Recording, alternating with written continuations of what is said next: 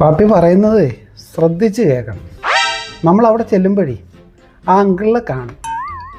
Uncle അന്നേരം ചോദിക്കും ഏത് ക്ലാസ്സിലാണ് പഠിക്കുന്നത്, ഏത് സ്കൂളിൻ്റെ പേരൊക്കെ ചോദിക്കും. അപ്പം നമ്മൾ കറക്റ്റായിട്ട് നമ്മുടെ സ്കൂളിൻ്റെ പേര്, ക്ലാസ് ടീച്ചറുടെ പേര്, ചിലപ്പം വീട്ടിലെ രക്ഷിതാക്കളെ പാപ്പിയോ ഉമ്മിയുടെ പേരൊക്കെ ചിലപ്പോൾ ചോദിക്കും. അങ്ങനെ നല്ല മണിമണിയായിട്ട് കാര്യങ്ങൾ സംസാരിക്കുമ്പോഴേ അങ്കിള് പിന്നെ ചോദിക്കും എന്തോ വേണമെന്ന് ചോദിക്കും. അപ്പോഴത്തേക്ക് മോള് പറയേണ്ടത് എന്തോ അറിയാമോ? ഐഫോൺ എന്ന് പറഞ്ഞേ ഐഫോൺ തന്നെ വേണമെന്ന് പറയണം. അത് ഓർത്തിരിക്കണം.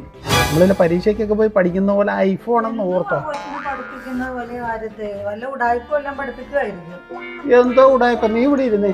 ഉടായ്പ എന്തുവാ? കഴിഞ്ഞ ദിവസം നീ പത്രത്തിലൊക്കെ വായിച്ചു കാണുമല്ലോ, ലുലുവില് യൂസുഫ് അലി സാറ് വന്നപ്പോഴേ ഒരു പെൺകൊച്ച് അങ്ങോട്ട് ഓടിച്ചെന്നു. പുള്ളിക്കാരൻ പെട്ടെന്ന് എവിടാ പഠിക്കുന്നത്, എവിടാ വീടെന്നൊക്കെ ചോദിച്ച് കാര്യങ്ങളൊക്കെ അന്വേഷിച്ചിട്ട് പുള്ളിക്കാരൻ ഭയങ്കരമായിട്ട് ഇഷ്ടപ്പെട്ടു. പുള്ളിക്കാരന് എന്തോ വേണമെന്ന് ആ കൊച്ചിൻ്റെ അടുത്ത് ചോദിച്ചു. അപ്പോഴേ ആ കൊച്ചു പെട്ടെന്ന് എടുത്ത് പറയുവാടി ഐഫോൺ വേണം.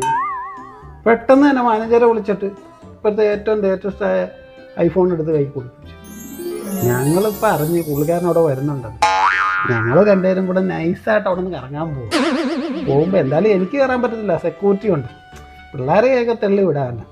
അന്നേരം യാദർശയാണ് യൂസുഫ് അലി സാറിൻ്റെ മുമ്പിലാണ് ചെന്ന് ഇവള് പെട്ടാലേ ഇവിടൊക്കെ ഓർമ്മിപ്പിക്കണ്ടേ ഐഫോൺ. നടക്കണമല്ലോ. എൻ്റെ മോൾ അതും മേടിച്ചോണ്ടേ വരത്തുള്ളൂ.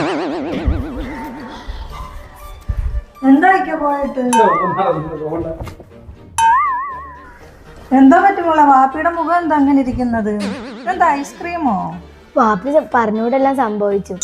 അങ്ങനെ എനിക്ക് പേരും ചോദിച്ചു, സ്കൂളിൻ്റെ പേരൊക്കെ ചോദിച്ചു. ഞാൻ അതൊക്കെ പറഞ്ഞു. ആങ്ങൾ എന്തോ വേണമെന്ന് വെച്ചപ്പോൾ ഐഫോണിൻ്റെ കാര്യം മറന്നു എൻ്റെ വായ ഐസ്ക്രീം ആയിട്ട്. ഫോട്ടോ എന്തായാലും കിട്ടിയതാട്ടോ. ഞാൻ പോയി ബൗൾ എടുക്കാൻ കേട്ടോ.